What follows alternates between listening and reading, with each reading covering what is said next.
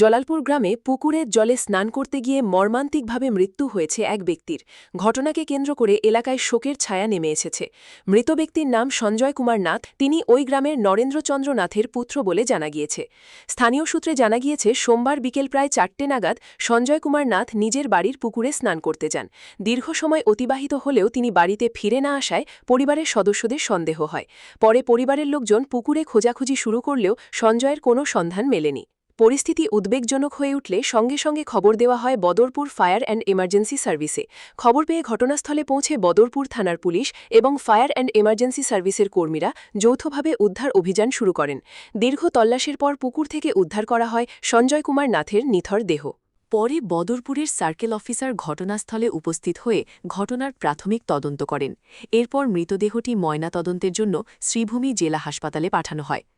এদিকে এই মর্মান্তিক ঘটনার পর স্থানীয় গ্রামবাসীরা ভারতমালা সড়ক প্রকল্পের বিরুদ্ধে ক্ষোভ উগরে দেন। তাদের অভিযোগ, রাস্তা নির্মাণের সময় এলাকার একাধিক কালভার্ট বন্ধ করে দেওয়ায় জল নিষ্কাশনের পথ বন্ধ হয়ে গেছে।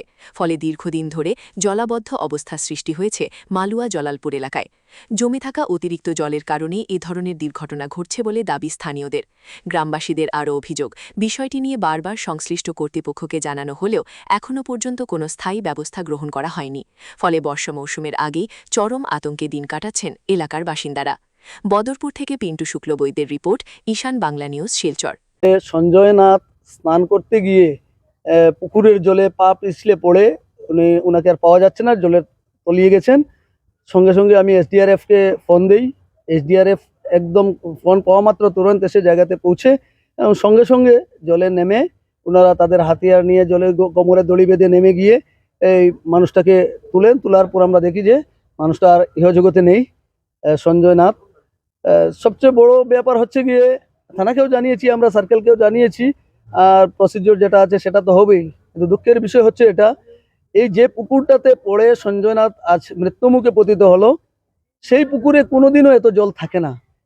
আমার কাছে যেটা লাগছে, জানি না অন্যরা কি বলবে, এই ভারতমালার কাজ যে হচ্ছে সেটা কাজ করতে গিয়ে কোনো ড্রেনেজ সিস্টেম না থাকার ফলে প্রচুর জল জমা হয়ে সেই পুকুর একদম ভরে যায় জলে।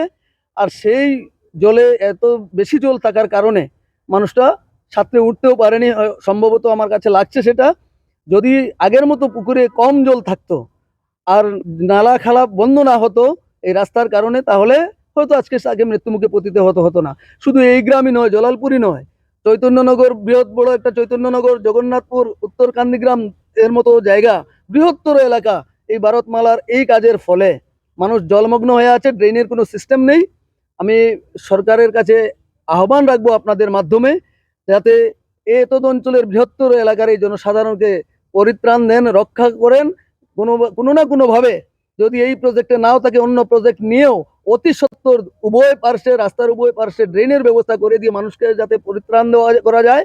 নইলে আমার মনে হয় এই যে দুর্ভাগ্যজনক যে ঘটনাটা ঘটেছে আজকে, যেটা অবাঞ্ছিত ঘটনা, আমাদের সেটা কাম্য ছিল না। হয়তোবা অদূর ভবিষ্যতে, ঈশ্বর না করুক, হয়তো আরো অনেক ঘটনা এভাবে ঘটতে পারে। প্রত্যেকের ঘরে ছেলেমেয়েরা আছে, ছোট ছোট বাচ্চারা আছে, সরকারের কাছে সেই আবেদন রাখবো। আর এই যে ছোট ছোট একদম নিষ্পাপ 3টা শিশু এখনো পর্যন্ত তাদের বাবার মরদেহের পাশে দৌড়দৌড়ি করছে, ছুটোছুটি করছে, বুঝতেই পারছে না তাদের বাবা যে আর ইহ জগতে নেই। একদম গরিব পরিবারের একটা মানুষ, পরিবারটা অসহায় হয়ে গেল।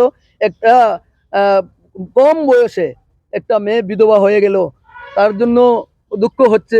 আমি সরকারের কাছে বারবার আবেদন রাখবো যাতে এই পরিবারটা সরকারিভাবে অনুদান পায়, সাহায্য পায়, যাতে অদূর ভবিষ্যতে তার যে ছোট ছোট নিষ্পাপ বাচ্চাগুলো রয়েছে তারা যাতে নিজেদেরকে স্বাবলম্বী করে তুলতে পারে। এই আবেদনটুকু আমার থাকবে।